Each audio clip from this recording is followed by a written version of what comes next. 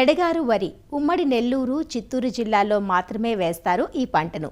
కత్తెర పంట అని కూడా అంటారు. ముందస్తు ఖరీఫ్ పంటగా కూడా వ్యవహరిస్తారు. అన్ని జిల్లాల్లో వరిని ఖరీఫ్, రబీ కాలాల్లో సాగు చేస్తే ఈ దక్షిణ మండలంలో మాత్రం రబీ, ఎడగారు పంటలను సాగు చేస్తారు. ఎందుకంటే ఈ జిల్లాల్లో ఈశాన్య ఋతుపవనాల ప్రభావం ఉంటుంది. ఎడగారు పంట కోసం ఏప్రిల్, మే మాసాల్లో నారు పోసుకొని మే, జూన్ మాసాల్లో నాట్లు వేసుకుంటారు. అయితే ఈ కాలంలో నమోదయ్యే అధిక ఉష్ణోగ్రతలు, వడగాలులకు పైరులో ఎదుగుదల లోపించే ఆస్కారం ఉంటుంది. అందువల్ల సీజన్కు తగ్గ రకాలనే ఎంచుకోవాలన్నది శాస్త్రవేత్తల సూచన.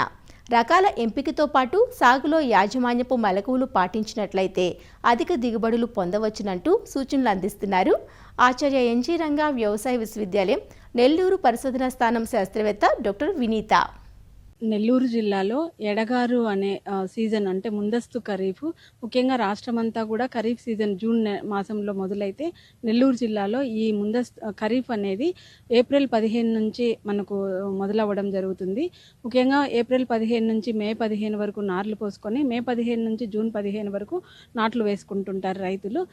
ముఖ్యంగా ఈ సీజన్లో రైతులు గమనించవలసింది ఏంటంటే ఈ అంటే మధ్యకాలిక, దీర్ఘకాలిక రకాలను ఈ సీజన్లో వేసుకోకూడదు. ఎందుకంటే ఇవి ఫోటో సెన్సిటివిటీ ఉండి దాదాపు 6 నెలల వరకు కూడా మనకు పంట కాలం అవుతుంది. వీలైనంత వరకు తక్కువ కాలపరిమితి అంటే 120 నుంచి 125 కాలపరిమితి కలిగిన రకాలను మాత్రమే వేసుకోవాలి.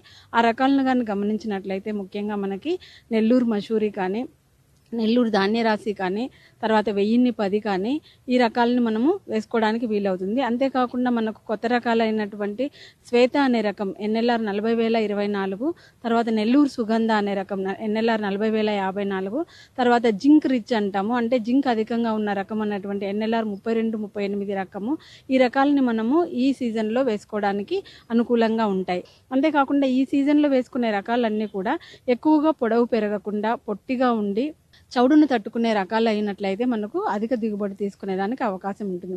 మనకు ఈ సీజన్ అంతా కూడా దాదాపు ఏప్రిల్ నుంచి నారు పోసుకుంటాం కాబట్టి మనకు ఉష్ణోగ్రతలు ఎక్కువగా ఉండడం వలన భూమిలో తేమ అనేది నీటి ఆవిరి రూపంలో పైకి పోయినప్పుడు మనకు లవణాలన్నీ కూడా భూమి ఉపరితలమైన పైన పేరుకొని నారు అనేది మనము నాటడానికి పీకుతున్నప్పుడు వేర్లు అనేది తెగిపోతూ ఉంటాయి. దీనికి కారణం ఏంటంటే ఆ వేర్ల చుట్టూతా కూడా మనకి ఈ లవణాలు, ముఖ్యంగా సోడియం లాంటి లవణాలు బాగా పేరుకుపోయి మనకు నారు పీకినప్పుడు బాగా గట్టిగా వస్తుందన్నమాట.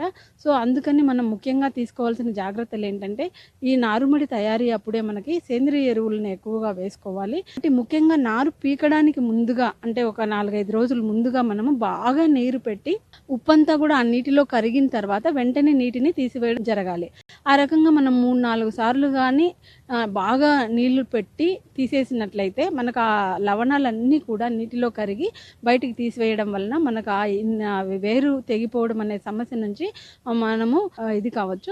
కాబట్టి అట్లా లేదంటే కొన్నిసార్లు మరీ ఎక్కువ సోడియం మరీ ఎక్కువగా ఉన్నట్లయితే ఒక సెంటు నారుమడికి 4 నుంచి 6 కేజీలు జిప్సం వేసుకున్నా కూడా మనకి ఈ సమస్యను తగ్గించవచ్చు. తర్వాత పోతే వరి నాటిన తర్వాత ఈ అధిక వేడి వలన మనకి భాస్వరం కానీ ఎక్కువగా ఉన్నట్లయితే పాచి అనేది పొలంలో ఎక్కువగా పెరగడం జరుగుతుంది. తర్వాత దాన్ని కంట్రోల్ చేయడం కూడా చాలాసార్లు కష్టం అవుతుంది. అందుకని మనకు సిఫారసు చేసిన భాస్వరాన్ని ముఖ్యంగా మనం ఏంటంటే ఒక ఎకరాకి 3 బస్తాలు అంటే 150 కిలోల సింగిల్ సూపర్ ఫాస్ఫేట్ కానీ, 1 బస్తా డిఏపి కానీ మనం సిఫారసు చేస్తుంటాము. కాబట్టి దీంట్లో ఈ సిఫారసు చేసిన భాస్వరంలో దాదాపు సగం అంటే 1.5 నుంచి 2 బ్యాగు కంటే కూడా సింగిల్ సూపర్ ఫాస్ఫేట్ కానీ, డిఏపి అయితే 1/4 కేజీ, అర బస్తా నుంచి 1/4 బస్తా వరకు కూడా వేసుకోవాలి, కానీ అంతకు మించి ఎక్కువగా వేసుకోకూడదు. అంతేకాకుండా రబీ సీజన్లో మనకు రైతులందరూ కూడా ఈ కాంప్లెక్స్ ఎరువుల రూపంలో కానీ, సింగిల్ సూపర్ ఫాస్ఫేట్ రూపంలో కానీ, డిఏపి రూపంలో కానీ భాస్వరాన్ని అధికంగా అందించి ఉండడమే కాకుండా మన భూములన్నిటిలో కూడా భాస్వరము ఎక్కువ మోతాదులో ఉంది. కాబట్టి ఈ ఎడగారు సీజన్కి మనం భాస్వరాన్ని మనం ఎంత తగ్గించి వేసుకున్నట్లయితే ఈ పాచిని చాలా వరకు మనము కంట్రోల్ చేసుకోవచ్చు. ఒకవేళ నాటిన తర్వాత మనకు పాచి ఎక్కువగా ఉన్నట్లయితే పొలంలో నీటిని అంతటిని తీసివేసి తర్వాత కాపర్ సల్ఫేట్ ఒక 3 గ్రాములు 1 లీటర్ నీటికి పిచికారీ చేసుకున్నట్లయితే పాచి అనేది ఎండిపోతుంది. తర్వాత మనం నీళ్లు పెట్టుకోవాలి.